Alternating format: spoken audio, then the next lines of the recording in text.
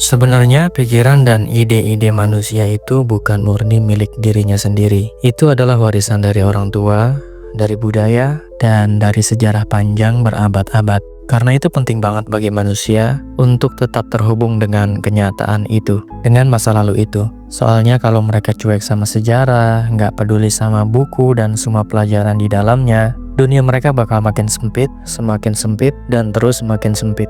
Akhirnya manusia jadi nggak kreatif, gampang frustasi, dan hidup bisa makin berantakan. Padahal, buku itu sebenarnya adalah petualangan paling seru di dunia. Buat sebagian orang, nggak ada yang lebih berharga daripada buku. Sejak dulu sampai sekarang, buku sering jadi hal terbaik dalam hidup seseorang.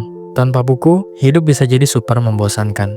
Padahal membaca buku itu pengalaman yang benar-benar menyenangkan. Coba bayangin seperti ini. Manusia hidup di kepalanya sendiri, muter-muter dengan pikiran yang sama. Kalau isi pikiran selama seminggu dicetak di kertas, mungkin mereka bakal kaget sendiri betapa sebenarnya pikiran itu membosankan, sepele, dan sering nggak ada artinya. Isinya cuma pikiran yang sama yang diulang-ulang, dendam receh, atau hal-hal kecil yang bikin kesel. Otak manusia kayak jalan di lingkaran gitu, bolak-balik ke hal-hal yang sama. Akhirnya dunia mereka jadi kecil banget, dan itu bukan rahasia. Kebanyakan orang hidup di lingkaran yang itu-itu aja, tinggal di kota dengan budaya yang sama, ketemu orang yang sama setiap hari, nonton acara TV atau dengerin podcast yang sama terus. Dunia jadi sempit banget, terbatas, dan kadang bikin kita menderita tanpa sadar. Nah, buku bisa jadi jalan keluar. Baca buku itu kayak petualangan. Bisa jalan-jalan ke Romawi kuno dan duduk bareng Marcus Aurelius sang kaisar.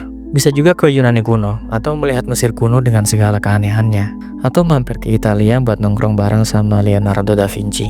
Buku juga bisa ngebawa kita ngikutin Napoleon di medan perang, atau ngasih ide-ide dan cara pandang dari orang-orang yang beda banget sama kita. Aneh, unik, tapi bikin pikiran jadi kebuka. Rasanya kayak traveling, keluar dari dunia kecil kita sendiri, dari kamar atau apartemen kita, terus tiba-tiba bisa melihat dunia, melihat sejarah, dan sadar siapa diri kita sebenarnya.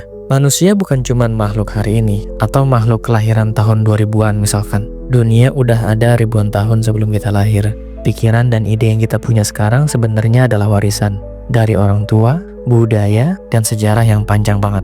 Kalau kita cuek sama sejarah, cuek sama buku dan semua pelajarannya, dunia kita bakal makin sempit. Pikiran gak kreatif, gampang frustasi, dan hidup bisa berantakan. Padahal buku itu petualangan terbesar di dunia. Bahkan banyak orang yang bilang, kalau sebulan aja gak baca buku, rasanya bisa gila. Ya, bisa dibilang semacam kecanduan. Tapi justru ini kecanduan yang bagus banget buat dimiliki. Karena itu, semakin banyak orang yang mau baca buku, dunia ini pasti bakal jadi tempat yang lebih baik.